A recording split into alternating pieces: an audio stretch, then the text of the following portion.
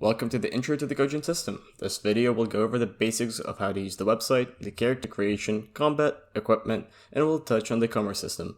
Everything I talk about can be found at cogentroleplay.com, including some of the examples I provided. The game is currently in early alpha and the rules are subject to change. Let's take a look at the website. Clicking either Get Started or Read the Rules takes you to the rules. Clicking this gives an invite to the public Discord. Discussions about rules, world building, characters, as well as games can be found there. There are also several bots there, which can be used for rolling dice and finding pictures of cats. You may expand and collapse chapters and parts. Clicking Expand All expands all chapters and parts if you wish to read the entire book all at once. To the left is a character sheet available for download. The character sheet, as I was making this video, Bar has made a fillable character sheet for Discord. I'll put a link to it in the Cogent content channel. The cheat sheet is available at the top of the screen and is useful for looking up information in the middle of a game. Downloads page lets you download a version of the rulebook, the cheat sheet, and the character sheet. The current version of the game is Alpha 1.2.1. Character creation is really fast and cogent. Let's quickly create one together in a medieval setting. Let's call him Rayleg, a human with an average body type. He's a 20-year-old warrior who tends to be happy. He has a spear and a kite shield in his hands and is also wearing a gambeson. Spent his life working as a guard for the Lord, spending all his time working on his skills. He believes in hard work, the divinity of his king, and worships the light. Let's choose a disabling characteristic. They can be found in Chapter 2, Part 6. Going down to the very bottom, we find People Pleaser. I think it could fit the character nicely. Now we get to the attributes in the skills section. We start off with 2 attribute points. Let's put them into strength and reflexes. This leaves us with 9 skill points, 8 for the base and 1 for the disabling characteristic. If we were to pick intelligence instead of one of the other 2, we would get an extra 3 skill points. Many of the disabling characteristics make it so that you have to use double the skill points to put into a skill. While players cannot choose negative attributes, nothing is said about choosing negative skills in the base rulebook. Some narrators let their players take negative skill points on purpose and put the skill points somewhere else. Ask your narrator if they're allowing that. I personally would not recommend it. Let's make him a blacksmith as his vocation. For his proficiencies, let's give him reach weapons. You may add more vocations and proficiencies. I'll stick for 1 in each.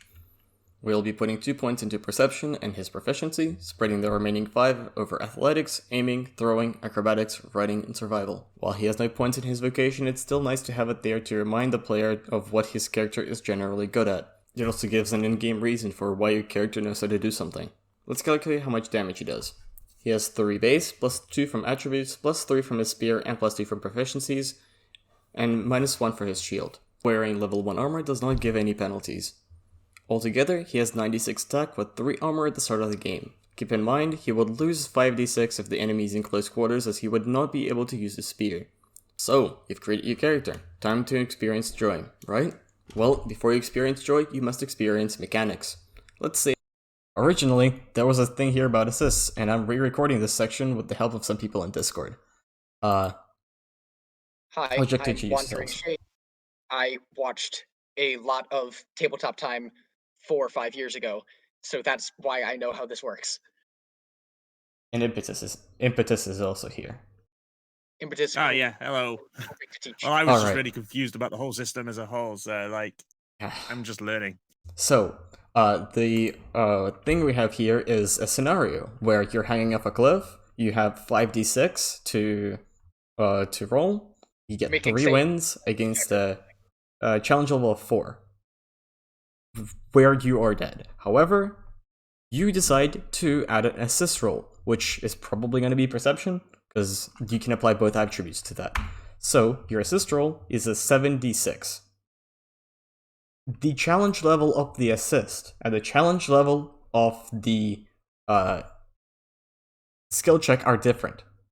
To beat the assist check, it's a challenge level of 3 minimum. In this case, it is 3. The challenge level of the skill check is 4. So you have to beat 4. There. With any wins you get above the challenge level of 3, you add to your final wins.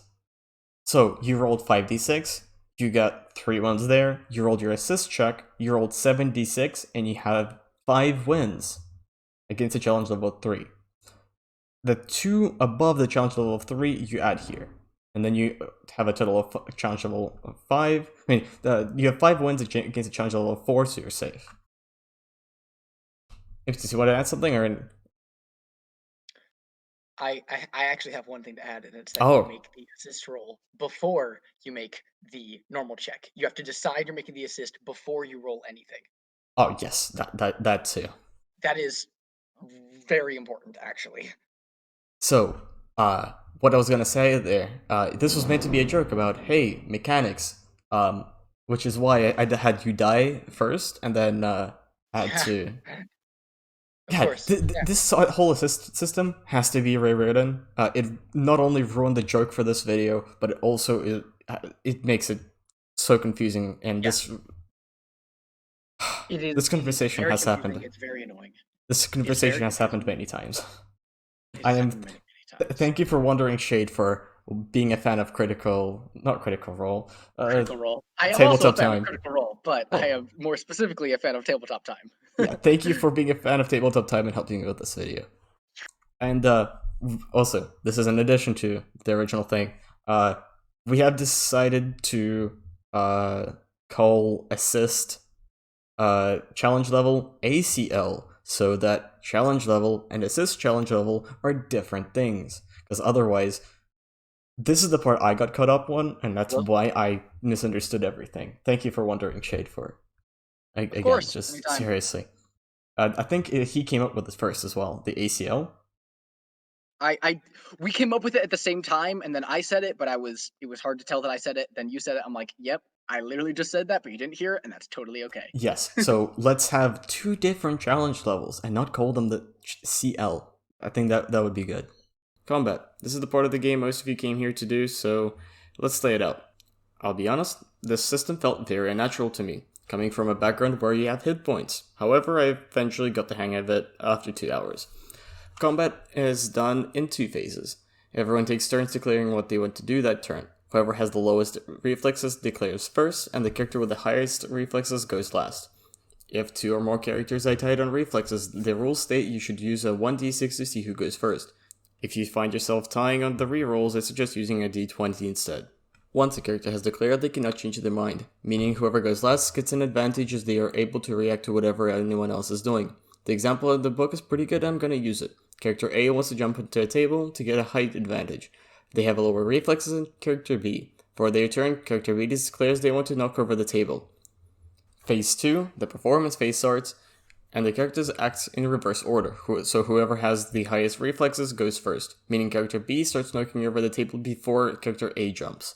Using a rapier, the character B attempts to knock the table over. Rapiers are, quote, not suited for knocking over tables, so he only gets a 5d6. However, character B knows the mechanics and asks the narrator for an additional 2d6 to his roll from his acrobatic skill, and the narrator allows it. Character A still has to jump. If the table is not currently being knocked over, it would be a challenge level 1 jump. However, since it is, it's a challenge level 4, which is quite difficult.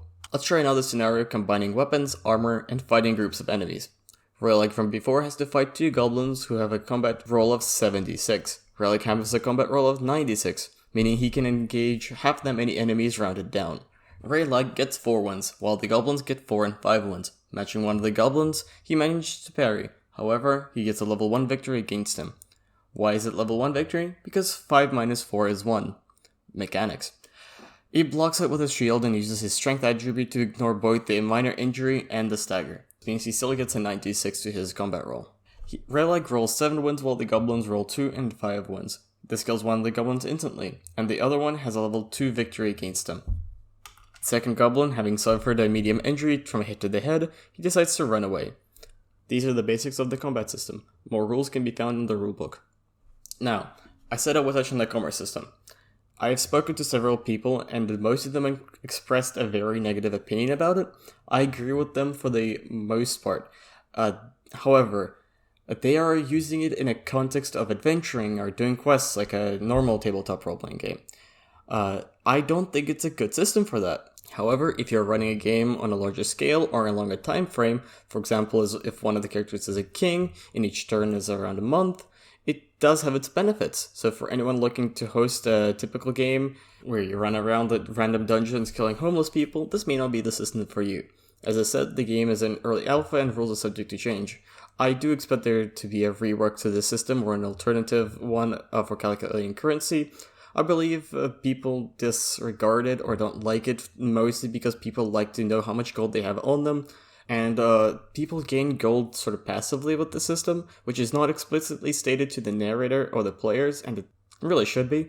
Now do keep in mind this has optional in the title. If the character decides to run a more general game, having a system where the characters have to keep track of how much gold they have is perfectly fine. However, if you're running a game where you're managing colonies and cities and planets, you might want to use the system they propose, because it's actually pretty good at that. Hope you enjoyed this brief introduction to Cogent. If you want to know more, please visit the website or ask on the Discord. I, along with other players and mods, are there to help you out.